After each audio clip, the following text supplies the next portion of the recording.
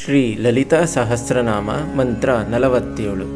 ನಿಶ್ಚಿಂತ ನಿರಹಂಕಾರ ನಿರ್ಮೋಹ ಮೋಹನಾಶಿನಿ ನಿರ್ಮಮ ಮಮತಾಹಂತ್ರಿ ನಿಷ್ಪಾಪ ಪಾಪನಾಶಿನಿ.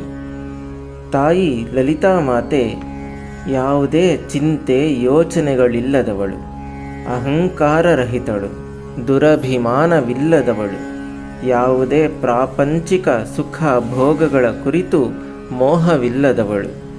ತಾಯಿಯ ಭಕ್ತಿಯ ಆರಾಧನೆಯಿಂದ ಚಿಂತೆ, ಅಹಂಕಾರ, ಮೋಹಗಳನ್ನು, ದುರಭಿಮಾನವನ್ನೂ ಸಹ ದೂರ ಮಾಡುತ್ತಾಳೆ. ಸ್ವತಃ ಪಾಪರಹಿತಳಾದ ತಾಯಿ ಪರಿಶುದ್ಧ ಭಕ್ತಿಯಿಂದ ಪೂಜಿಸುವ ಭಕ್ತರ ಪಾಪಗಳನ್ನು ನಾಶ ಮಾಡುತ್ತಾಳೆ.